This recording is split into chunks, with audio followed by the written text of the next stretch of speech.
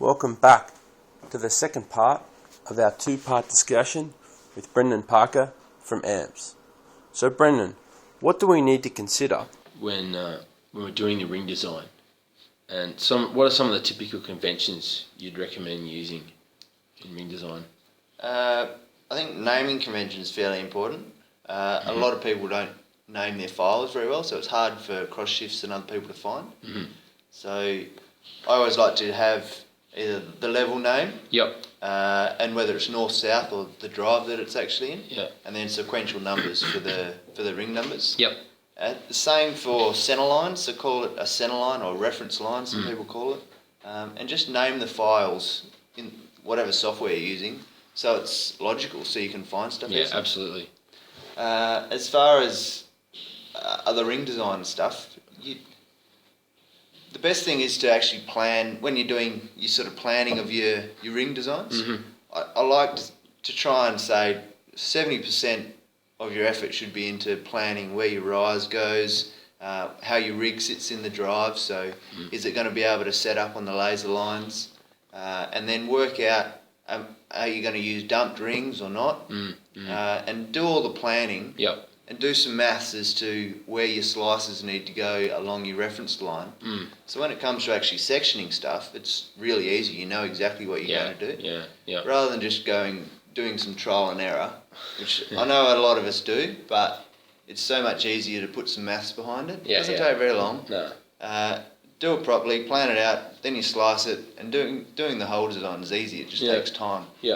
Which is why that's what AMPS tries to do. We take away that ring design process and allow the engineers to actually go and do engineering on site, deal with the contractor, and get to the morning meetings and chat to their operators, like chat to the driller, see what the ground's like, are there any structures that he's hitting, are there voids, chat to the charge up guys, how'd the charge go, are there any issues, have they got better ideas on how to maybe do stuff? Because remember that they've been doing this job for a long time, so they know what they're drilling. The charge up knows what they're charging, so you can actually learn quite a lot. For experience, how's the best option? Because you see it so often, especially in narrow vein mines, is trying to protect the hanging wall, and if you got any sort of tips around that and other rules of thumb you sort of use in your design practices, for example, when I was an engineer years ago, we'd use rule of thumb, like I'd use an angle of reel, for example, of 45 degrees. I'd use 20 or 30 times the whole diameter to work out, multiply the whole diameter to work out the stemming, for example. What are some of the typical rules of thumb you use? The stemming one's interesting. It's normally only the brow that you really have to protect. But the 20 to 30 times the diameter is fairly reasonable. I also like to just use, on the last ring, the stemming or the uncharged collar is the same as what your burden is. So then you're not breaking back on your brow and you leave a safe brow.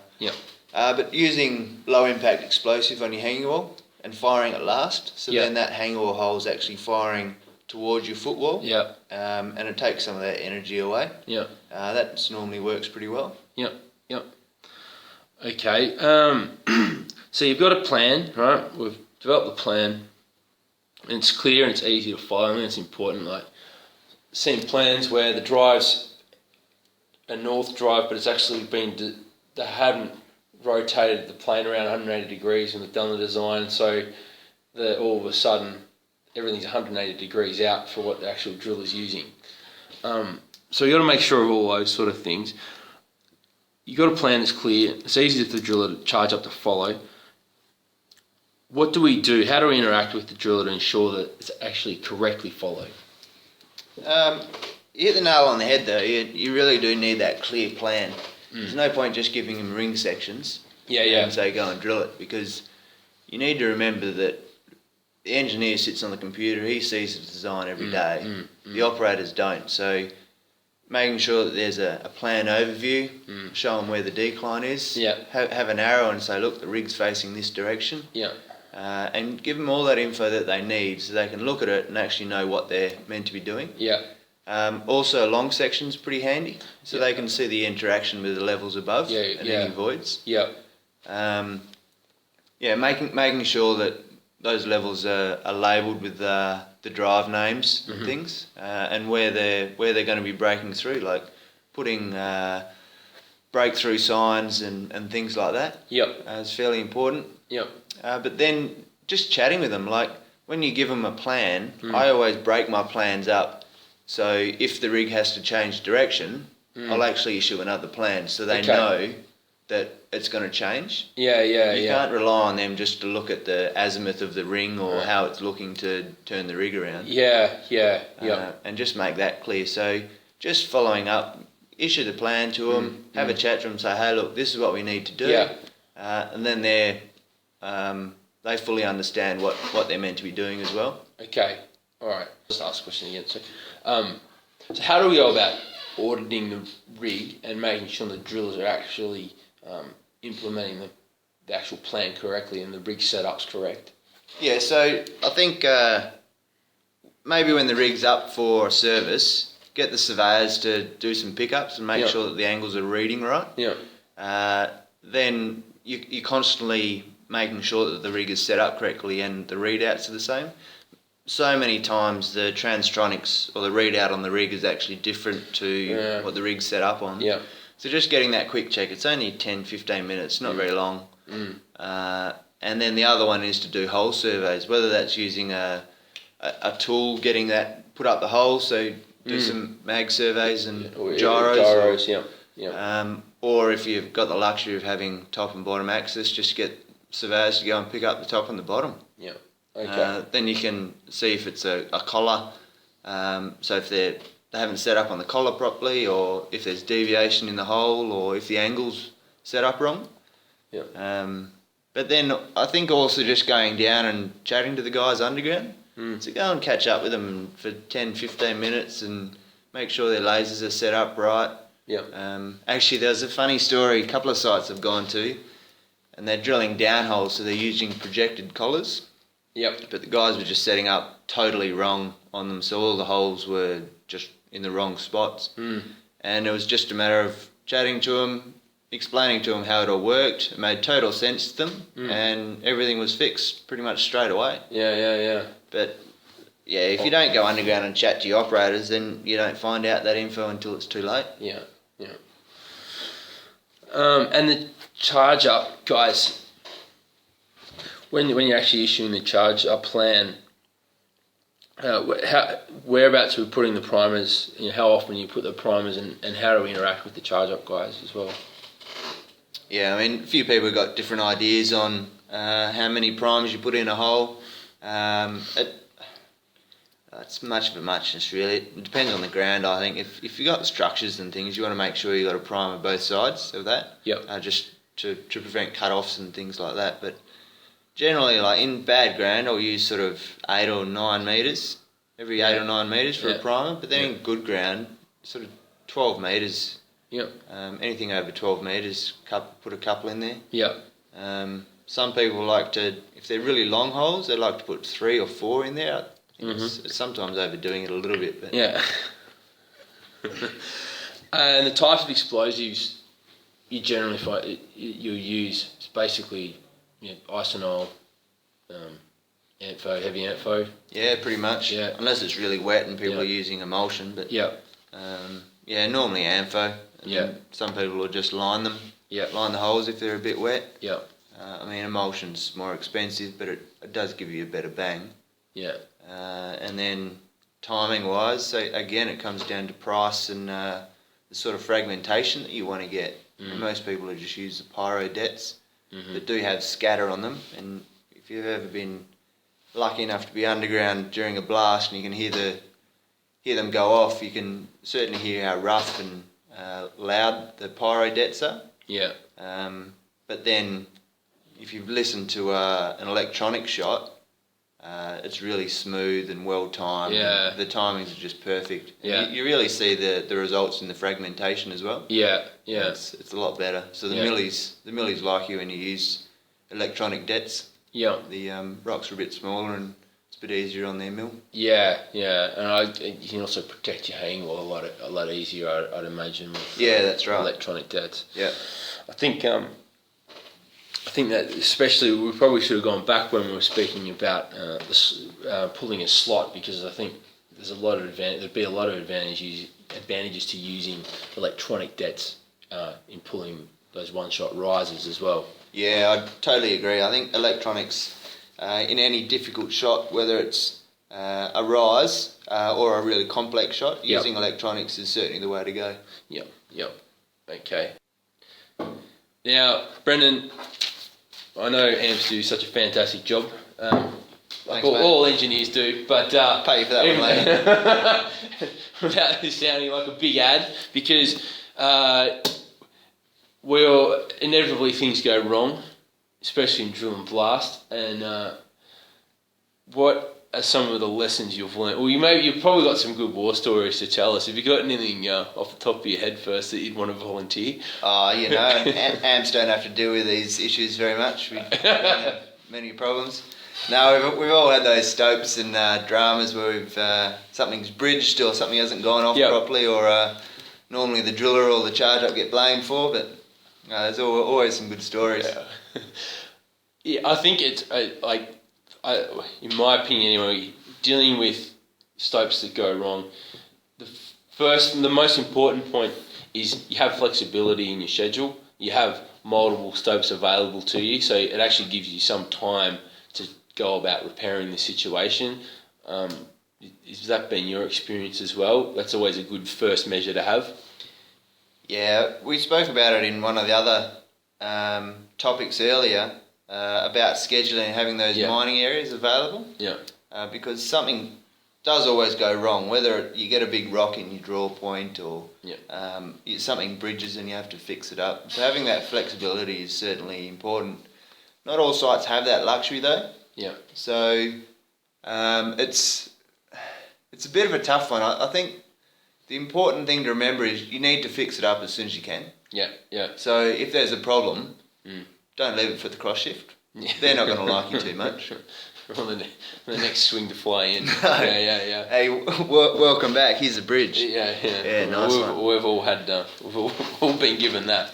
But I think getting in there, drilling some slashing holes or whatever for a bridge, and just working out a way to fix it is the important thing.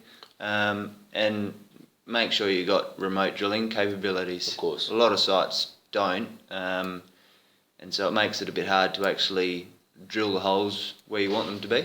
Yeah, near impossible. Yeah, because otherwise you're drilling into 5 ground, of course.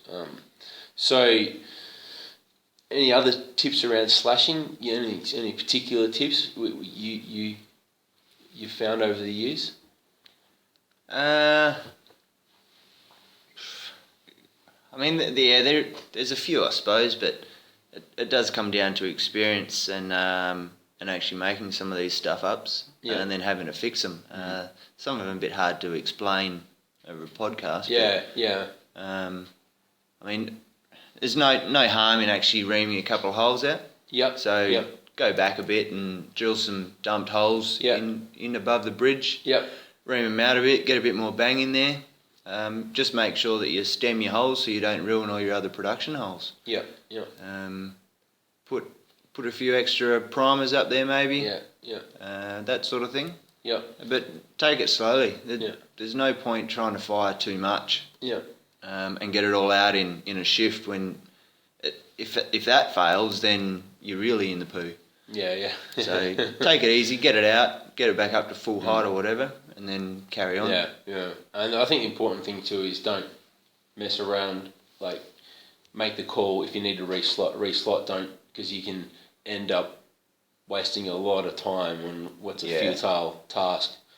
It's always good to keep in mind what the grade of the stope is as well, because some areas are really low grade, yet people just constantly try and slash and trying to regain the height or try and get the bridge out, yet the grade isn't really there. Yeah. So if it's not there, as you said, just come back, bite the bullet, reslot, go again. Yeah. Now, I know you've got some nice little code you've written to help make reconciliations a lot quicker. But what do we need to be doing? We've spoken about it before, but is there any other tips you've got around the reconciliation process, in comparing our forecast versus actuals? So I use Surpack a lot, Yeah. and I've used sort of the other programs, Vulkan and Datamine. Each do things differently, but in Surpack, the code that I've written, you put the inputs in of your shapes, and it will just spit out all your overbreak tons and grade, your underbreak, and then it all just goes straight into a spreadsheet, which then does all the calculations and spits out all the summary information for you. I've seen some places actually go through on 2 or 3 metre sections and digitise all their overbreak areas and their underbreak, and then go through and wireframe them all up and then do their tons and grade on that, which is fine. It's just time consuming. And I mean, reconciliations aren't all that exciting, but it is important to get that information out of the end and see what you're actually doing and how you can improve.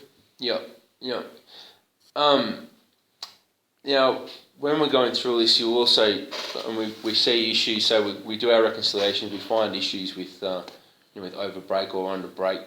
And what are some of the tips we can look at around the actual drilling equipment, try and fix it, try and get more accurate holes?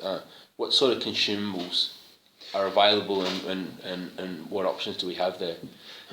Interesting ones, Dave. I've been to several sites where they have issues with deviation, and the key was working out where that deviation was. But some of the things that we changed were putting on 2 guide tubes on the front. For when you collar the hole. Yes, when we're collaring. Yep. And it just makes the drill steel a bit more rigid. Using tubes themselves means that they're a bit more rigid in the hole, but they're more expensive and they're not as fast as speed rods. So most people go for speed rods, but so many times just by putting a couple of guide tubes on the front, so changing it from 1 guide tube up to 2 makes a big difference. And the other one is putting guide couplings on. So they're just a coupling that goes in between each rod, and it's a lot more rigid than just having the speed rods on there. And that made a huge difference. That improved the accuracy, tenfold. So now there's no issues at few of the sites. I mean, you're always going to get a bit of deviation, but having something that deviates a metre being brought back to sort of 100 mil, 150 mils, pretty good, really. Well, you couple that with having this set up correctly. Like you have a 2 degree change in your actual angle versus what you're supposed to. I mean, over 20 metres, that's like 0.7 or so of a metre of deviation just there. And the inclinometer that's used for transtronics, they can be out by plus or minus a degree anyway. So I think, those couplings are a great idea. When we're going through and reconciling everything, we've always got to be looking to obviously, improve our existing designs. One of the things I always found was putting a dump on the hole always helps. It also helps when you're trying to recover the stope as well. If you've got some dump, it can help you gain height. What do you think about dumping your holes? I think it's a really good idea. I think the only downside of it is you increase the hole length a tiny bit, but it's not very much. So dumping the hole, as you say, gives you extra bit of contingency if something does go wrong. You can regain that height a little bit easier. So, and it also gives your operators a bit more peace of mind when they are working at the brow. Because those rocks that may fall, they're falling out in the stope rather than at the brow as well. Good point, absolutely. So I think it's a pretty good idea, and either 5 or 10 degrees. Some people use 15 degree dump. It sort of varies, but I certainly think putting some sort of dump on there is a good idea. All right. And is there any other sort of common mistakes you see that we haven't sort of gone through yet on sites? I think because people are working so much, well, mines are trying to be more efficient, which means they're working with less people. So a lot of the things get missed. Simple things like actually doing stope optimizations, reconciliations and things. And then a lot of your time is taken up doing drill design to keeping your rig spinning. So it'd be good to see mines actually spending or putting their engineers onto jobs that actually add value, so optimising things and improving the way that things are done, which is why at AMPS we try and do all that ring design, which is just time consuming. It's not hard work, it's just time consuming. But other than that, I mean, there's all sides have got various little operational issues, but that's the danger with what we're doing here. Is it's great to give some advice, and that's what we're trying to do. But obviously, every operation is so different, so it's difficult to be specific around what we can, what you can provide just over a podcast. But these are some of the tips we can. Definitely, the tips you've given today are great, and there's things that people can absolutely look out for. So, is there any other hints or tips you want to add before we close up, Brendan, or any other fallacies around drill and blast you'd like to dispel before we finish the podcast? One thing I would like engineers and that to try and do is just ask questions about the geology and the geotechs. Ask why they're doing stuff. I mean, even if it's just for you learning what their thought process is. Working, like, I've seen so many geos design diamond drill holes straight through where the development drives are going to go, which is okay every now and then, but they should be aiming for stuff that we're not going to pick up. So, like, when you develop it, you're going to get all that sampling data anyway. Doing good planning and design of the stope before you actually drill it. A drill and blast job, putting holes in something is easy and just takes lots of time. But actually planning it and knowing how it's going to be extracted, because I know bogger operators really, really hate some designs that engineers come out with. They want it just to be easy, simple, and it makes it easy for everyone if the design sort of works. So put more time into planning stuff. Absolutely. All right, well, thanks again, Brendan, for being with us today to go through our inaugural podcast on the Mastermine series. You just give everyone URL for your site before you head. No worries. Thanks, Dave. Head to www.advancedmps.com and you can find out some more info about what AMPS does and how we can help you guys out. Great. Thanks, Brendan. Thanks, mate.